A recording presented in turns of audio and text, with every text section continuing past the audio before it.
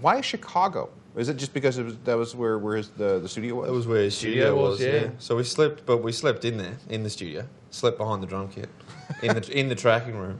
And he still had the studio getting built, actually. He had the floor above and below us getting constructed. So 7:30 every morning, you hear the drills and the hammers and one of them got on the record too.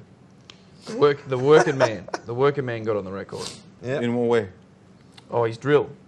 He was drilling underneath my guitar cab, and it's on there. Which song? Oh, it's a secret.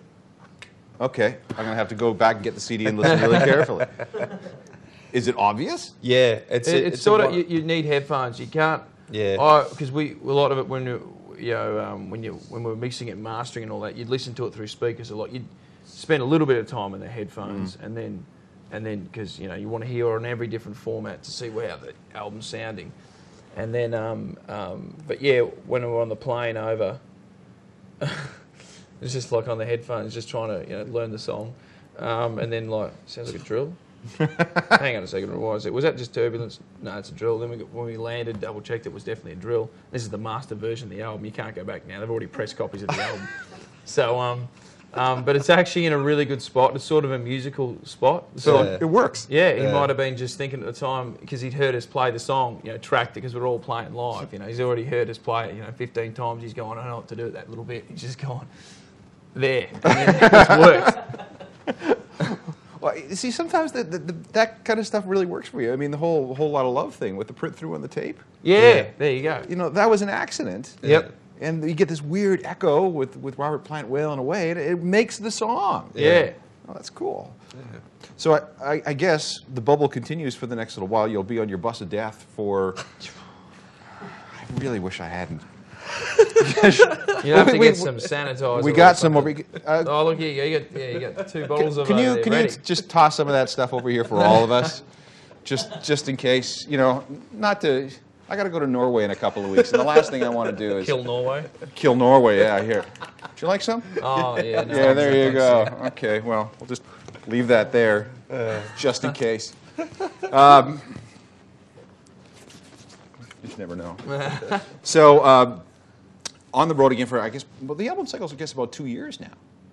Yeah, it'll be 2 years. 2 years on the road. Yeah. So, 2 years, yep. How often do you get home over a 2-year period? Never. It's kind of hard to get back to Australia. It's like a 24-hour flight, sort of, unless you're in LA or... Well, Richard Branson's got his spaceship thing going on, so he reckons he can go up and then be half an hour from London to Australia. Yeah. Really? Oh, Richard Branson, he doesn't mess around, He's hypersonic speed, Virgin Galactic, baby. That's going to be the way to go. It's the way to go.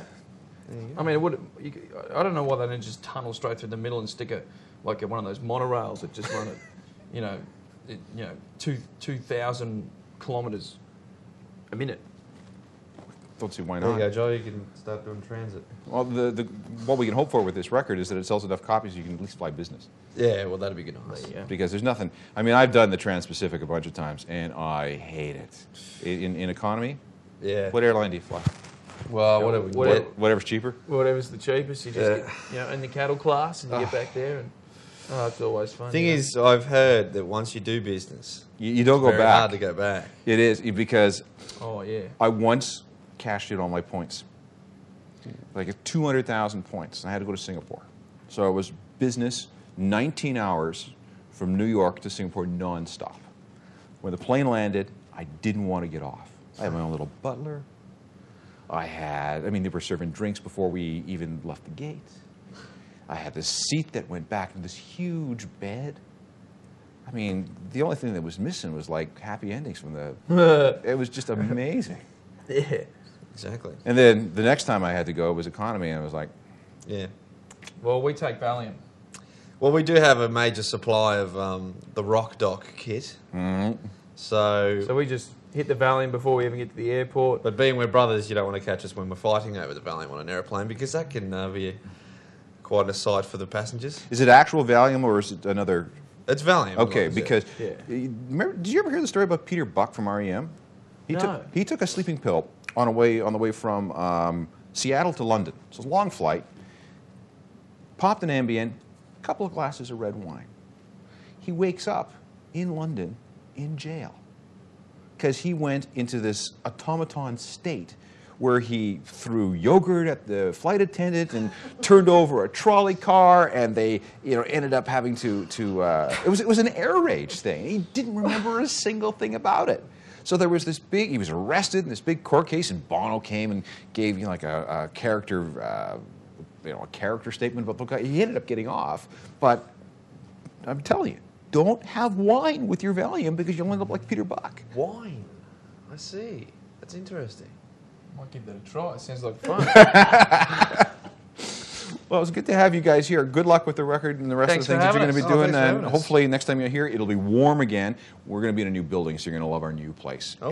And maybe what we can do is get you all set up to play. Yeah. Cool. That would be cool. That'd be nice. That'd be fun.